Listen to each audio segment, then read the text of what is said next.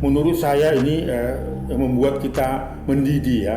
Posisi katanya bahwa dilakukan kaki diikat, tuh ibunya mulai curiga kok ini anak sudah kayak lemes-lemes dan sebagainya, tapi tidak mampu bercerita, membela atau melindungi anak bela negara. Jadi saya mengajak netizen, mengajak masyarakat semua, jika Anda melakukan upaya-upaya perlindungan anak itu adalah bela negara.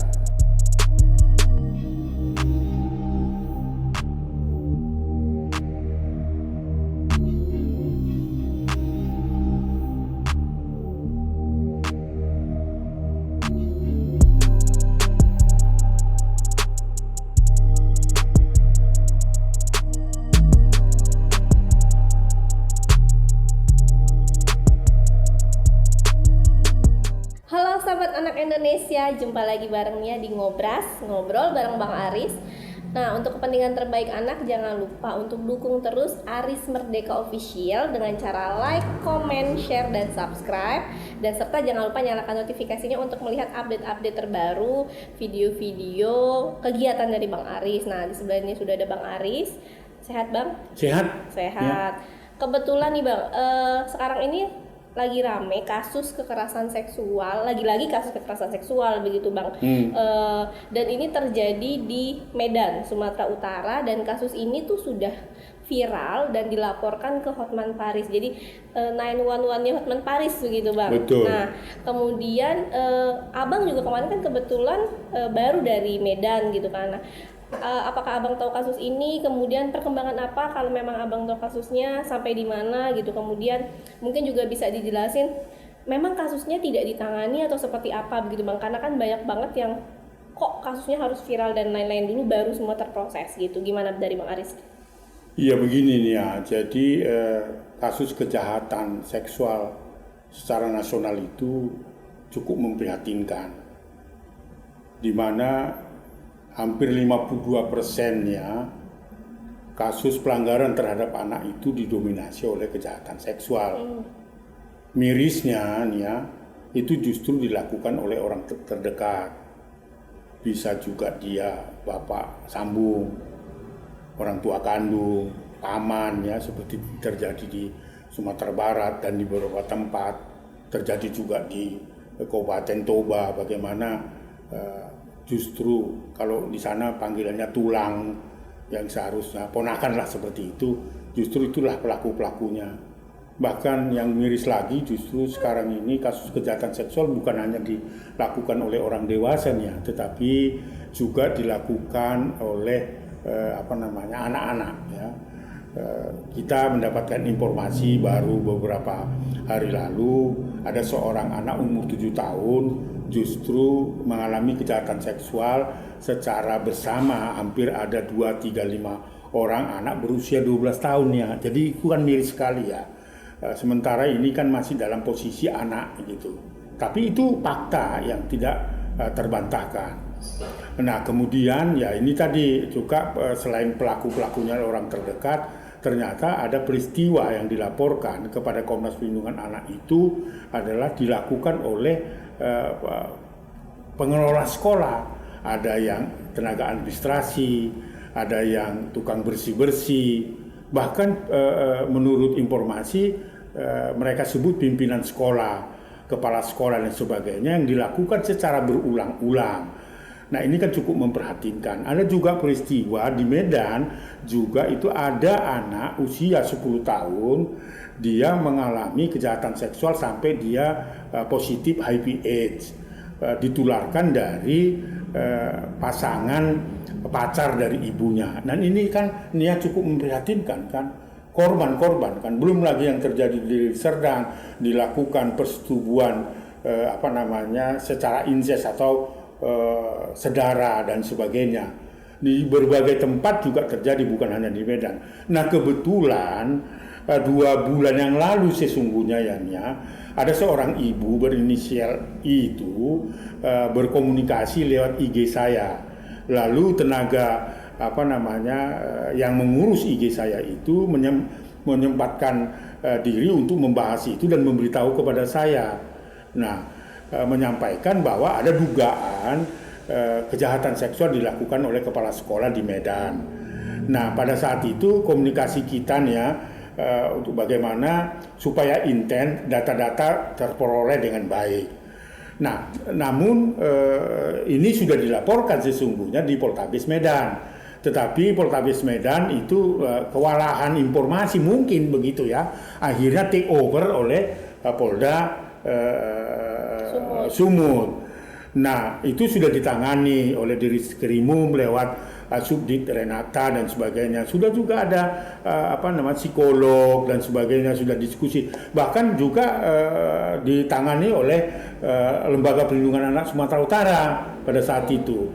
Tetapi mungkin ya ibu ini tidak bersabar gitu. Akhirnya beliau inisial I itu ibu dari 2 korban ini datang ke Jakarta menemui sahabat kita Hotman Paris. Nah, setelah datang ke sana viral lah ini ya, informasi kemana-mana dan sebagainya. Lalu kemudian menceritakan kondisinya dan semua orang prihatin terhadap itu. Saya sendiri atau kita sendiri itu prihatin nih terhadap peristiwa itu, kok bisa kepala sekolah secara bersama-sama dengan tenaga administrasi, kemudian tukang bersih-bersih sekolah, bahkan menurut keterangan dari ibu korban ada yang menjadi saksi, istilahnya miss di sana, seorang guru dalam kejadian itu bukan hanya sekali, 2 kali dan sebagainya. Itu sesungguhnya sudah ditangani proses itu, cuma belum ada persesuaian siapa pelaku dan sebagainya. Karena anak ini sebelumnya kira-kira 2 tahun yang lalu itu menjadi korban kekerasan seksual dari bapaknya. Oke. Nah, saat ini sedang mendekam di penjara ya, mungkin 9 tahun atau 10 tahun begitulah. Nah, anak ini sudah pernah mengalami kejahatan itu. Nah, terulang dari ayah kandungnya. Nah, terjadi lagi pada bulan katakan tahun 2021 di Januari, peristiwa itu terjadi sekali. Itu terjadi di sekolah, salah satu sekolah swasta yang tadi yang saya ceritakan. Baru selang 2 minggu terjadi lagi 2 kali. Nah, dalam peristiwa itu kan dilaporkan ke Poltabes Medan, terus kemudian Polda Sumatera Utara sudah menangani, cuma masih menunggu persesuaian siapa sesungguhnya pelaku dan sebagainya kan, yang sesuai dengan informasi yang disampaikan oleh korban.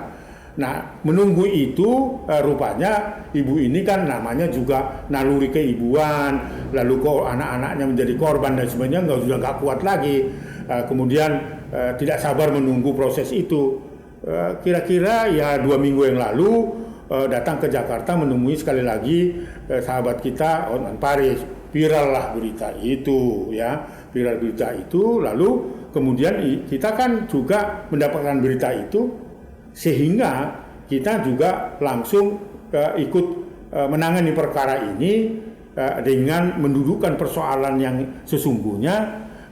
Pada ya minggu lalu ya, saya kira saya bertemu dengan Pak Kapolda Sumatera Utara bersama dengan Ditreskrimum Polda Sumatera Utara, bercerita dan mendiskusikan duduk persoalan ini karena sudah viral kan, seolah-olah kan polisi tidak menangani perkara itu. Akhirnya saya konfirmasi. Nah, konfirmasi niat saya adalah mencari duduk persoalan yang sesungguhnya, apakah betul informasi yang saya terima belum ditangani dan sebagainya, dan cuek saja. Ternyata kan tidak kan, dan itu diceritakan secara langsung, kami bertiga berdiskusi. Cuma saja perlu ada persesuaian gitu, semua sudah dilakukan. Nah, tentunya ini adalah satu peristiwa yang membutuhkan data yang kuat kan. Akhirnya pada saat setelah saya bertemu dengan Pak Kapolda Sumatera Utara dan Ditreskrimum, itu saya ingin ketemu dengan keluarga korban, termasuk ibunya dan anak korban itu. Selama saya di Medan, saya coba mau berusaha untuk bertemu untuk klarifikasi terhadap peristiwa itu. Nah, ternyata saya mendapat kabar dari sekretaris dari sahabat kita Hotman Paris itu, ibu dan korban masih ada di Jakarta. Akhirnya saya tidak bisa konfirmasi terhadap apa yang disampaikan oleh pihak kepolisian. Nah, ini peristiwa yang yang patut untuk kita bantu. Tetapi kan harus ada datanya. Ya, itulah standar prosedur kita, tidak boleh sembarangan dan sebagainya. Dan pada hari ini saya akhirnya bisa bertemu dengan ibu dari dua korban, datang ke Komnas Perlindungan Anak mendengarkan cerita yang sesungguhnya, apa sebenarnya yang terjadi, kronologi apa yang patut disampaikan. Nah, saya tadi menerima secara resmi hampir 1 jam saya kira, saya meminta keterangan dan bertemu dan korban juga. Cuma tadi ingin saya in-depth interview ya, tetapi itu tidak kondusif suasananya, maka kita janjikan nanti hari Senin untuk di luar dampingan ibunya ya, karena nampaknya anak ini bisa memberikan keterangan. Lalu kemudian saya sarankan setelah in-depth interview, wawancara mendalam terhadap peristiwa itu, saya ingin sampaikan juga pada hari Senin anak itu menulis secara tertulis kronologinya supaya sinkron. Nah, sehingga nanti akan ada follow up-nya, kita akan segera mungkin menemui lagi penyidik di Medan, dan saya kira nanti kita bisa bersama-sama dengan korban. Jadi saya kira ini peristiwa yang terus berulang, bukan hanya di Kota Medan. Sehari yang lalu juga saya mendapatkan berita ada seorang anak berumur 10 tahun mengalami kejahatan seksual yang dilakukan oleh 2 orang pacar ibunya ya. Itu yang menurut keterangan yang saya terima, mengalami kejahatan seksual mengakibatkan menderita HIV/AIDS. Jadi itu juga saya kira rangkaian yang akan kita lakukan ke Medan. Itu harus kita luruskan kepada publik. Oke, artinya kasus yang memang sudah viral dari beberapa minggu lalu ya Bang ya, di Hotman Paris sekarang sudah mendapatkan pendampingan dan ternyata memang sudah dalam proses penyidikan di kepolisian gitu, tapi memang masih membutuhkan proses, betul kesesuaian begitu ya Bang, mencari bukti dan lain-lain. Oke, jadi dan Komnas pun sudah mendampingi kasus ini, dan sudah bertemu korban dan memang dalam waktu dekat akan mencari bukti-bukti mungkin ya Bang. Iya, untuk memastikan membantu ya proses penyidikan dan proses persesuaian kasus informasi dari korban dan dugaan, katanya kan sudah diperiksa oleh polisi itu adalah 8 saksi. Oke, artinya memang sekarang sedang dalam proses dan sebenarnya mungkin dari masyarakat taunya kok lama dan lain-lain, ternyata memang proses mungkin juga kurangnya saksi, kurangnya bukti dan lain-lain gitu. Tapi memang sebenarnya sedang dalam proses dan memang tidak dibiarkan begitu saja begitu ya Bang ya. Saya kira Komnas Perlindungan Anak juga dengan prosedur ya, boleh kiranya 15 hari sudah selesai, sudah naik sidik dan sebagainya kan. Tapi kan nggak bisa kita mempersalahkan orang yang tidak salah, nanti kan jadi ribet persoalannya. Jadi saya kira percayalah bahwa Komnas Perlindungan Anak akan berpihak pada korban. Keterangan korban itu lebih utama, yang paling yang kita utamakan, sehingga itu bisa menjadi bahan katakanlah keterangan yang bisa disampaikan kepada pihak kepolisian. Bang, kalau dugaan sendiri menurut pengakuan korban kan, karena tadi Bang Anis ketemu sama korban, kepala sekolah dan petugas dari sekolah. Cukup memprihatinkan dan menurut saya ini membuat kita mendidih ya. Pertama ya, peristiwa itu, kekerasan itu dilakukan oleh bapak kandungnya sendiri. Dan awal, itu sudah diproses. 2 tahun dan itu sudah ditahan. Itu artinya bahwa anak ini sudah menderita sejak awal. Dua-duanya, kakak adik atau kakak? Satu saja. Itu menurut keterangan korban. Setelah itu di awal 2021 ya anak ini atau korban bercerita dia mengalami kekerasan seksual yang dilakukan di sekolah. Dia tahu bahwa sekolah itu masih daring karena itu di masa COVID. Tetapi karena ada penyelenggaraan pendidikan itu daring lewat sekolah oleh sekolah itu. Artinya karena ibu itu adalah tidak punya pembantu untuk menjaga anak, akhirnya sekaligus sajalah dititip sekolah itu dan daring. Nah, pada posisi itulah anak ini mengalami kejahatan seksual itu. Ya. Anak ini pertama dibujuk rayu oleh tukang bersih-bersih. Ya.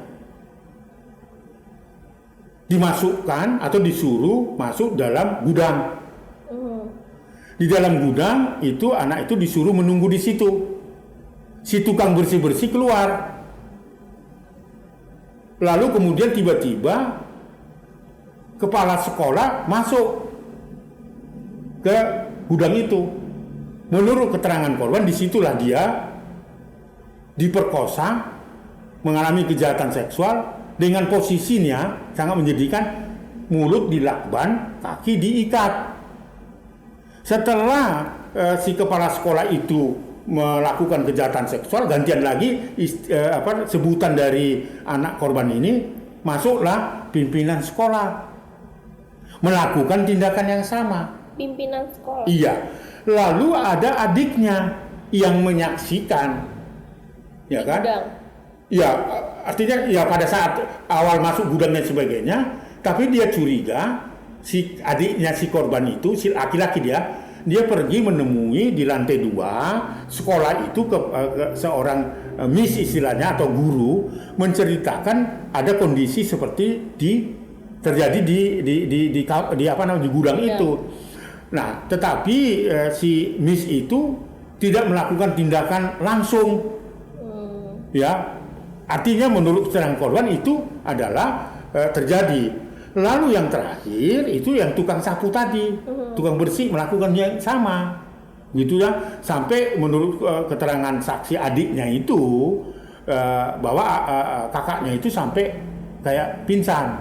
Nah, dan ketika ibunya datang menjemput, ketika ibunya pulang kerja, itu sudah curiga kok putrinya itu lemes-lemes gitu.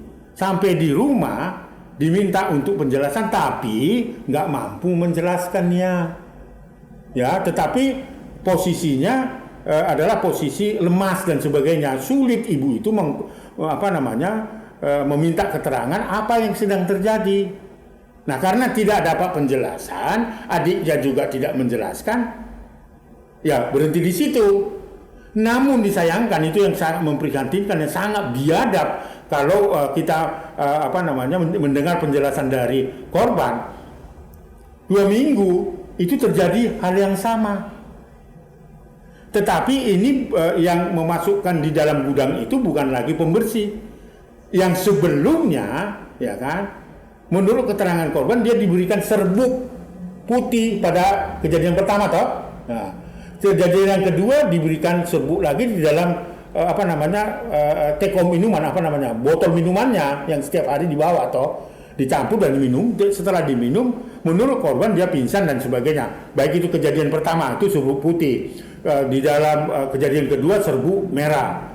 Diletakkanlah di atas meja katanya di gudang itu.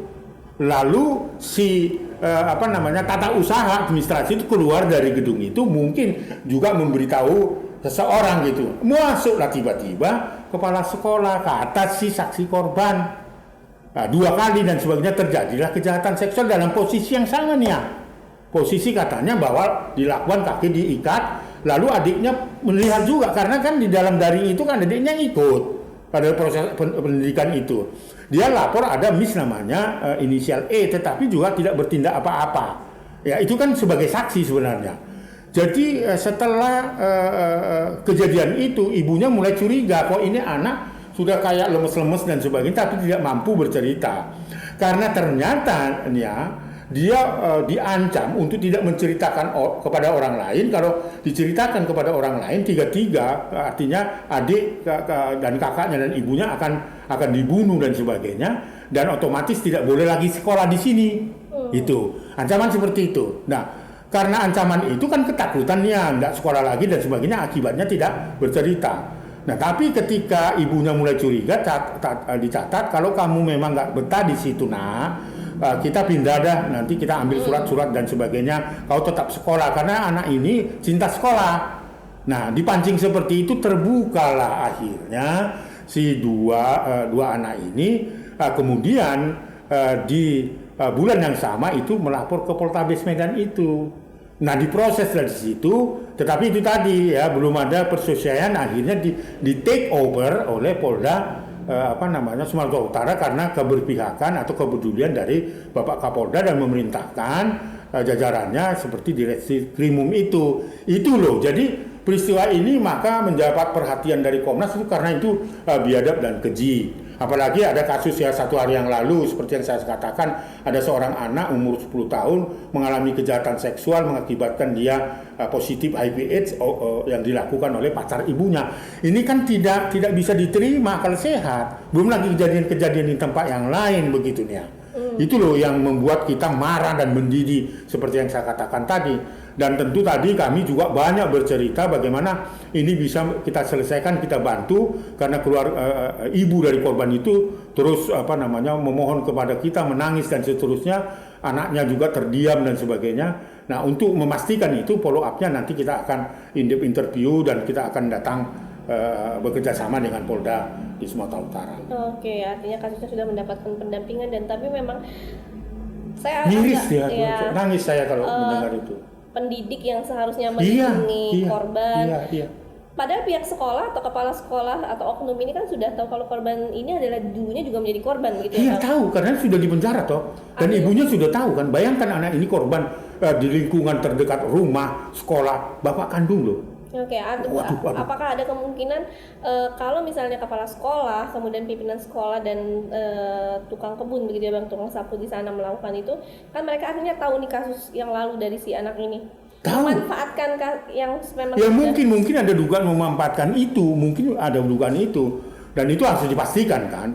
Tetapi walaupun demikian itu kan sudah menderita anak itu, bapak kandungnya. Apakah sudah ditahan Bang? Sudah ditahan, ya katanya. Berapa orang? Bapaknya sendiri. Oh, bukan yang untuk kasus di sekolah? Belum ditahan, itulah yang jadi keresahan dari ibu ini. Nah, sementara keterangan dari Pak Kapolda dengan Direskrimum itu kan pasti akan dipastikan, akan ditetapkan siapa tersangkanya. Kan kita nggak tahu sekarang yang persesuaiannya. Karena keterangan saksi korban dengan yang dituduh yang dituduhkan itu siapa, itu kan masih dicari benang merahnya. Setelah itu saya kira sudah ada gelar kasus akan ditetapkan sebagai tersangka. Saya berpikir begitu dan saya berharap ibu ini bersabar dan pasti akan ada tersangkanya. Saya kira polisi tidak akan sembarangan, apalagi ini melakukan kejahatan seksual yang dilakukan oleh yang terdekat. Yang mengerikan, saya nggak bisa terima kalau bapak kandung sudah melakukan itu lalu kemudian pengelola sekolah melakukan itu. Bisa saja kalau ini tidak terbongkar, bisa saja yang lainnya juga melakukan. Nah, ini kan merendahkan martabat manusia. Saya marah terhadap ini ya. Bukan marah lagi, tapi maksudnya kok Bang, sudah nggak ada lagi tempat yang aman untuk anak-anak jadinya di lingkungan rumah. Orang tua sudah jelas dilaporkan, kemudian diproses hukum, ditahan, kemudian saat di sekolah juga mendapatkan perlakuan yang sama. Jadi sudah memang benar nggak kalau memang udah nggak ada tempat yang aman Bang buat anak akhirnya gitu, karena dimanapun tempat akhirnya anak terus menjadi korban. Iya, nampaknya seperti itu kita simpulkan karena seperti yang saya katakan tadi, secara nasional itu kan pelanggaran terhadap anak itu 52% itu lebih dominan adalah kejahatan seksual, dan itu juga dilaporkan oleh Kementerian Pemberdayaan Perempuan dan Perlindungan Anak sesungguhnya bahwa menurut data mereka 58% malah itu didominasi oleh kejahatan seksual dan terjadi di lingkungan terdekat. Dan bahkan pelakunya juga bisa anak-anak gitu loh, itu memperhatikan. Tempatnya juga tidak aman lagi, rumah, sekolah, tempat bermain anak di mana lagi? Di pohon pun mungkin ditungguin supaya anak itu turun kan gitu. Itulah situasinya. Saya tidak membuat ini agar masyarakat semakin resah. Enggak, dengan peristiwa ini supaya masyarakat waspada. Itu loh ya. Itu yang saya harapkan. Upaya apa menurut Bang Aris yang harus dilakukan? Untuk kan kita nggak mungkin hanya kemudian setelah kasus ini terjadi baru kita akan melakukan upaya pendampingan terus kemudian menahan pelaku, tapi kan ada upaya pencegahan yang harus dilakukan supaya tidak banyak lagi anak-anak yang menjadi korban gitu Bang. Saya kira niat tidak cukup penegakan hukum ya.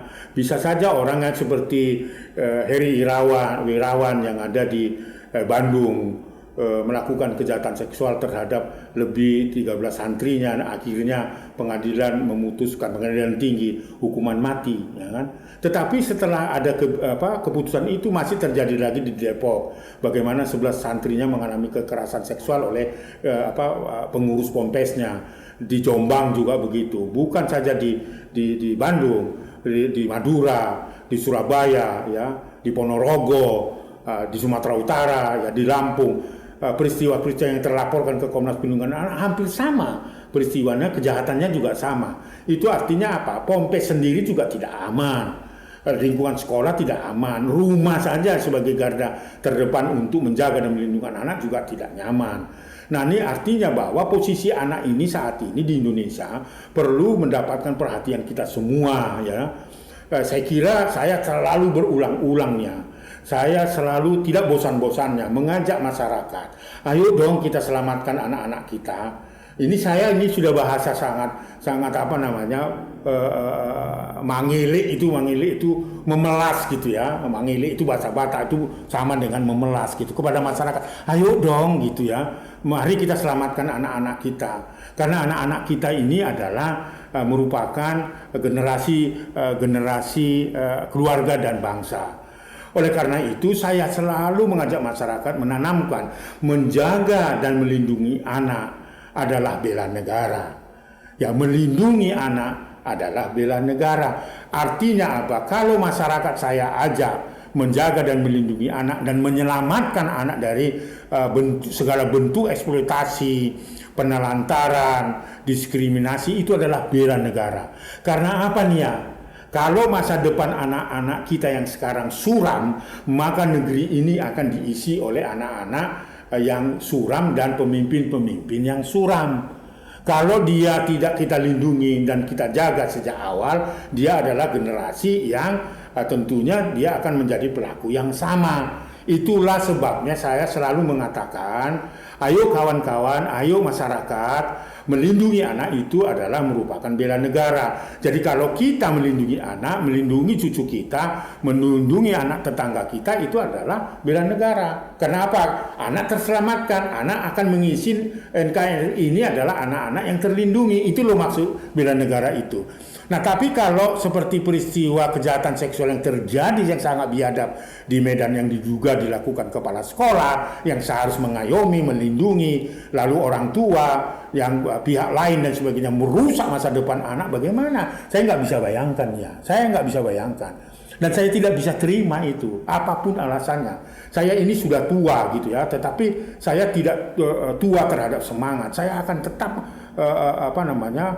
melindungi anak, menjaga anak Indonesia. Karena apa?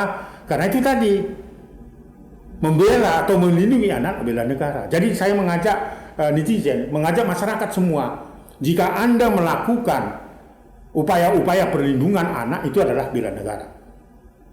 Jadi bukan hanya sekedar memberikan perhatian sebagai aksi sosial, enggak itu lagi.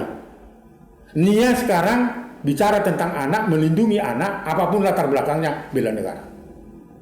Negara ini harus utuh, negara ini harus betul-betul diisi oleh generasi yang sangat baik, berakhlak mulia dan seterusnya.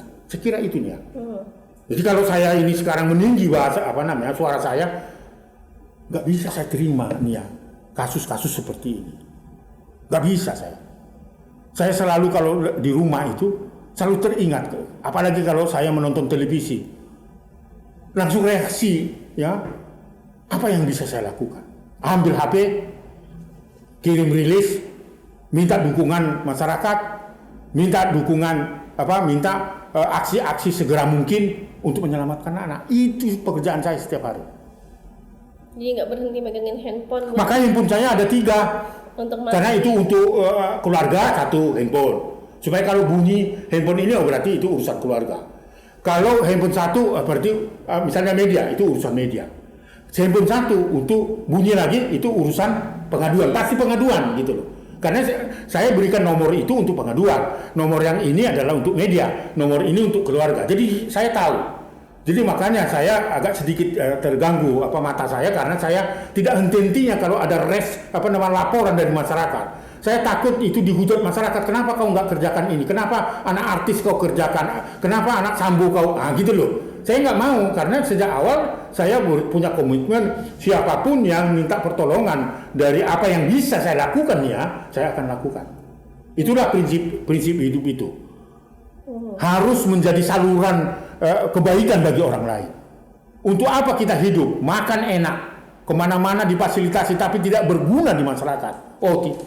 Itu bukan cita-cita saya dan bukan ciptaan Tuhan. Kecuali saya sudah sakit, tidak bisa bergerak mana-mana, atau dunia ini runtuh, sudah tidak ada lagi keadilan, itu mungkin. Tapi kalau saat ini mendengarkan kasus Medan ini, saya tidak akan berhenti. Maka apapun risikonya saya akan datangi ke Sumatera Utara, termasuk menemui anak yang korban HIV/AIDS. Bayangkan itu tertular HIV/AIDS dari pasangan ibunya. Wah, enggak ada. Nggak bisa. Itulah sikap kita.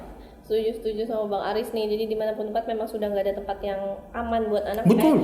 Harus ada kesadaran dan kepekaan antar kita ya Bang, terutama sama tetangga ketika melihat hal-hal yang memang mencurigakan. Ya kayak tadi lah, kalau misalnya dari cerita dari Bang Aris, miss-nya itu seharusnya bisa lebih cepat ketika mendapatkan. Iya, betul. Iya. Nah artinya memang kurangnya rasa kesadaran tadi Bang, empati juga, kurang peka terhadap lingkungan gitu. Oke.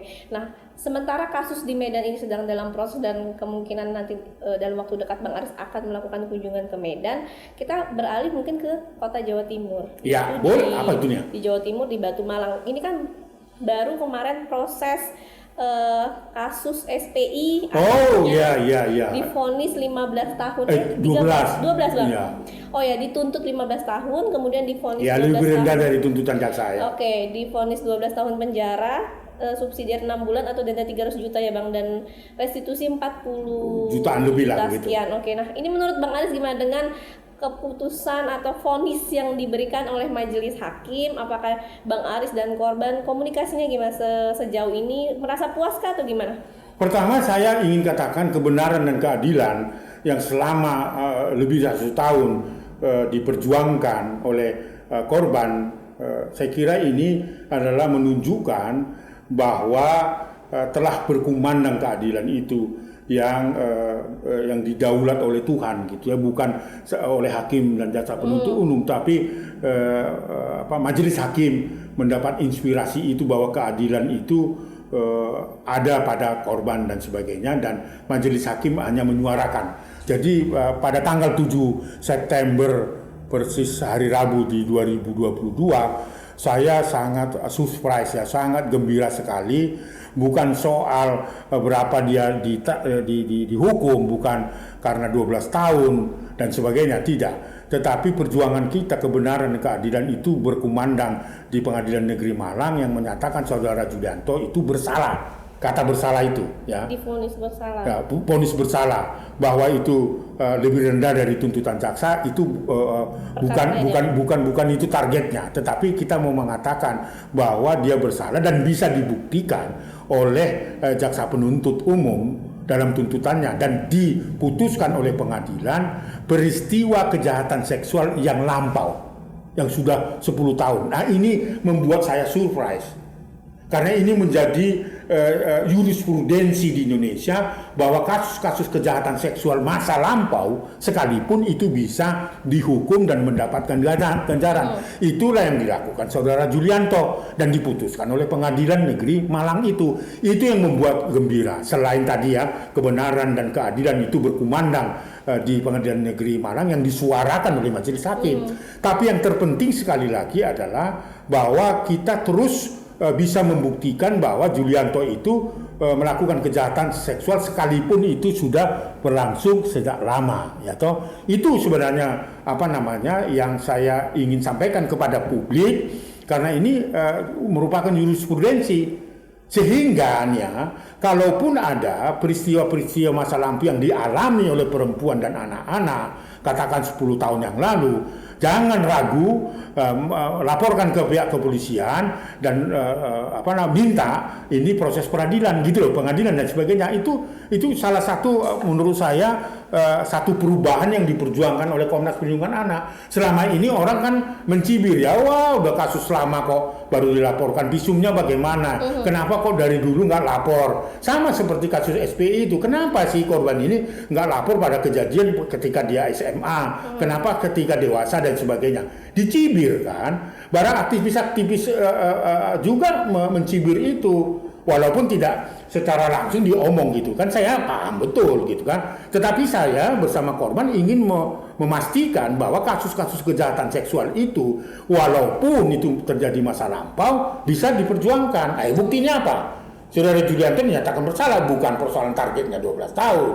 Ya. Lalu yang kedua, saya kira kita terinspirasi sebenarnya kasus ini pernah terjadi sebelumnya seorang pendeta mengaku dirinya pendeta melakukan kejahatan seksual 10 tahun lebih gitu ya terhadap anak rohaninya. Tetapi ketika dia sudah dewasa umur 21 tahun itu juga diajukan ke pengadilan bisa dihukum. Bahkan ketika itu dihukum 9 tahun naik banding jadi 12 tahun.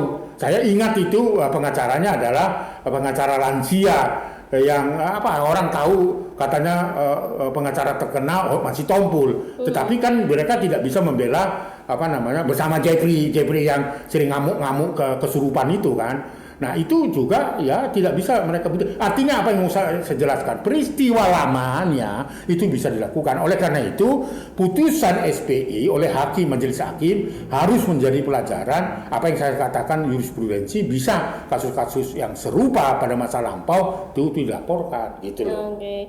Jadi jangan ada ketakutan lagi untuk melaporkan meskipun kejadian itu sudah berlangsung lama. Iya, itu yang kau tanya tadi, itu yang membuat saya bangga, bukan soal dia 12 tahun ya. Kalau tanya itu ya bisa kurang, bisa lebih dan sebagainya, bukan itu bisnis kita. Perkaranya adalah perkara membuktikan bahwa apa yang dilaporkan korban dan apa yang selama ini digaungkan oleh Bang Aris itu benar begitu ya Bang ya, dan memang terjadi. Jadi sebenarnya pembuktian vonis, jadi bukan tentang perkara berapa tahun, tapi memang dia dinyatakan bersalah oleh pengadilan, terbukti begitu ya Bang, dinyatakan bersalah. Jadi sebenarnya Bang Aris baik maupun korban tidak mempermasalahkan berapa tahunnya, tapi pada ini pengadilan menetapkan vonis bersalah, itu yang terpenting ya Bang. Betul. Dan menjadi pelajaran juga untuk sahabat anak di luar gitu. Kalau memang ternyata ada kasus-kasus kekerasan yang memang sudah terjadi lama, ini bisa kok ternyata dibuktikan gitu. Jadi untuk teman-teman atau sahabat anak Indonesia di luar sana yang memang pernah menjadi korban kemudian takut melapor mungkin karena merasa buktinya sudah nggak ada dan lain-lain, bisa dilaporkan gitu ya Bang ya. Karena kasus ini juga sudah 10 tahun yang lalu. Gitu dan ini bisa menjadi kekuatan, kalau Bang Aris bilang jurisprudensi dalam hukumnya, menjadi pegangan buat teman-teman. Bisa kok yang di kota Malang, kemudian bisa kok yang di Surabaya dan disebutkan. Jadi tidak boleh takut. Akhirnya ini menjadi seperti hadiah untuk perempuan atau anak-anak Indonesia. Gitu ya Bang ya. Itu. Nah, rencana Abang ke depan atau Bang Aris maupun korban, karena sekarang ini kan kalau yang kita tahu bahwa dari hasil dari pengadilan itu pihak JE mengajukan banding. Nah ini rencana Bang Aris ke depan gimana? Ya, banding itu adalah hak hukum terdakwa ya, itu tidak boleh dihalangi. Nah pada saat pembacaan putusan itu lawyer ya dari JE itu menyatakan banding setelah mendapat persetujuan dari terdakwa. Nah, saya tidak mempersoalkan itu karena itu hak hukum masyarakat. Silakan saja. Tapi yang terpenting tadi adalah sudah terbantahkan pledoi dalil-dalil hukum yang disampaikan Saudara Julianto lewat pengacaranya yang menggubu-gubu begitu, seolah-olah korban itu adalah berbohong, direkayasa dan sebagainya, ada agenda di luar itu untuk merebut SPI seperti yang dituduhkan kepada saya dan sebagainya. Itu kan terbantahkan, tidak ada di dalam keputusan itu menyinggung soal itu. Yang yang disinggung atau dibahas, diperiksa oleh majelis hakim atas tuntutan JPU itu adalah kasus kejahatan seksualnya. Nah, itu sungguh luar biasa dan saya tentunya patut mengucapkan terima kasih kepada majelis hakim yang secara teliti ya, seksama, bijak untuk meneliti tuntutan jaksa penuntut umum yang detail itu. Nah, akhirnya diputuskan bahwa Julianto bersalah. Nah, mungkin dalil-dalil hukum yang disampaikan baik itu dalam pledoi, replik dan sebagainya dan keterangan-keterangan saksi dan sebagainya itu membuat kecewa lawyernya, akhirnya banding dan sebagainya. Itu nggak apa-apa. Nah, tentu kita akan siap-siap untuk menghadapi banding. Tetapi saya yakin betulnya karena saya itu sudah menangani kasus ini dari beberapa kasus yang ditangani oleh lawyer lansia ini juga. Misalnya contoh nih kasus Angelin di Bali kan dia lawyernya. Nah, kita pada pihak korban. Lalu kemudian diputuslah oleh pengadilan hukuman 20 tahun naik banding, akhirnya dihukum seumur hidup. Lalu yang di Surabaya yang awalnya itu 9 tahun naik banding lagi, akhirnya pengadilan tinggi memutuskan hukuman jadi 12 tahun, akhirnya dimasukkan penjara dan sebagainya. Nah, peristiwa ini juga bisa saja karena apa? Saya yakin betul karena detailnya majelis hakim memeriksa tuntutan jaksa itu sangat luar biasa dan hampir semua dalil-dalil hukum dan alasan-alasan yang disampaikan dan data-data yang disampaikan, informasi-informasi oleh lawyer dari saudara Julianto itu ditolak majelis hakim. Itu luar biasa menurut saya, sangat menjadi pelajaran bagi para hakim yang lain dalam menangani perkara-perkara kejahatan seksual, karena antara lain dia menyebutkan bahwa kejahatan seksual itu bukan karena hanya penetrasi tapi pandangan dan sebagainya, itu cukup luar biasa. Nah, oleh karena itu harapan kami pengadilan tinggi juga paling tidak nanti ya akan menguatkan putusan majelis hakim di tingkat pertama di Pengadilan Negeri Malang. Tetapi saya bukan persoalan bahwa dia akan bisa ditambahkan hukuman lebih dari situ, tapi Pengadilan Tinggi Jawa Timur akan memutuskan perkara ini adalah benar adanya salah. Ya saya kira itu saya acungkan jempol kepada majelis supaya apa? Peristiwa-peristiwa yang sama tidak terjadi. Ya, kejahatan seksual itu kan terhadap perempuan dan anak merendahkan martabat manusia. Sementara kita ini, anak kita adalah titipan dan anugerah Tuhan yang harus kita jaga. Itu yang saya katakan tadi berulang kan, menjaga dan melindungi anak adalah bela negara. Bela negara menyelamatkan bangsa ini kan gitu. Itu saya kira motivasi yang ingin saya sampaikan. Jadi siap saja untuk menghadapi banding. Dan kami juga sudah berkomunikasi dengan korban untuk siap-siap menunggu putusan majelis tinggi, pengadilan tinggi karena itu kan tidak ada sidang fisik ya, ada memeriksa perkara. Jadi saya kira akan bijak lah, akan punya hikmat lah pengadilan tinggi untuk melihat dan memeriksa perkara kasus Julianto. Oke, aduh, dengarnya senang ya Bang ya, kalau ternyata perjuangan yang selama ini sudah dilakukan. Iya, saya kira ini saya sampaikan ya satu tahun lebih mau apa istilah orang Jawa ya, bolak-balik Surabaya, Malang gitu kan. Tetapi itulah karena kita sudah menempatkan diri kita harus menjadi bermanfaat bagi orang lain. Terus kita lihat ada korban yang dilecehkan secara kemanusiaan, miskin lagi, dihina-hina lagi, bahkan dikonstruksi sebagai perempuan nakal, lalu dikonstruksi bahwa kasusnya ada rekayasa supaya kita bisa memiliki manajemen SPI. Saya kira itu kan berlebihan. Yang sangat saya sayangkan sebenarnya, sambil tertawa sebenarnya saya ini ya, sampai-sampai mereka mengorganisir, memasang poster-poster besar di pohon-pohon bahwa Aris itu adalah wanted ya, orang yang dicari dan sebagainya, sampai ke segitunya gitu loh. Dan dilakukan oleh mereka. Saya tidak menuduh siapa, tetapi itu sampai sebegitunya.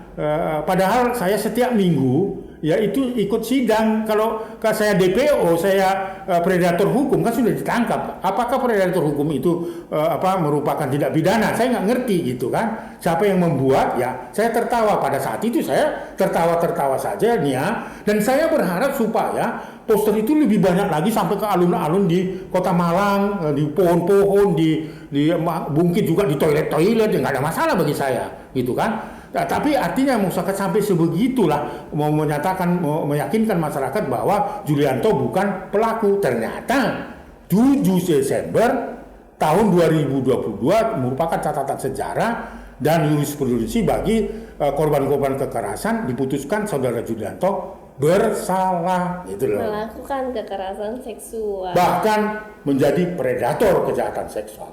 Oke, dan itu memang kado untuk perempuan dan anak-anak Indonesia. Iya, tepat terutama sekali. Sebenarnya buat korban juga ya Bang, dengan hukuman yang dinyatakan vonis bersalah, apa yang dirasakan korban ini paling tidak mengurangi traumanya. Betul. Mengurangi rasa tekanan yang udah selama ini dialami, dan selama ini dikejar-kejar mungkin Bang, atau mungkin selama ini mendapatkan intimidasi seperti yang korban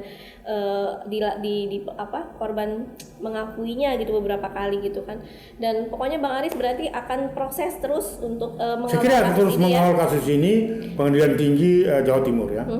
Proses ini akan dikawal terus dan minta juga dukungan dari masyarakat Indonesia juga. Terima kasih nih atas doanya kemarin. Oh iya, saya doanya anak Indonesia, doa dukungan. semua masyarakat. Terima Akhirnya kasih. terjawab sudah. Betul. Bahwa apa yang diperjuangkan, Perjuangan kita tidak sia-sia. Perjuangan tidak sia-sia. Jadi sebagai salah satu bentuk bela negara kalau kata Bang Aris ini, Betul. jadi sebagai hashtag atau tagline baru dari Bang Aris. Benar, gitu. terima kasih Nia. Selain dunia ini nggak akan runtuh gitu, jadi tidak akan berhenti sebelum dunia ini runtuh. Jadi melindungi anak atau Ya, melindungi, menjaga adalah salah satu bentuk bela negara. Ya, iya betul. Keren Sip. banget. Jadi generasi kita nggak akan hilang kalau kita sama-sama mengawal dan melindungi anak-anak di Indonesia. Ya gitu tadi sahabat anak Indonesia, seru banget obrolan terkait kasus-kasus yang banyak sekali Bang Aris tangani, tapi memang nggak selesai-selesai ya Bang? Ya. Atau karena kita butuh semua pihak untuk bekerja sama melindungi anak-anak. betul.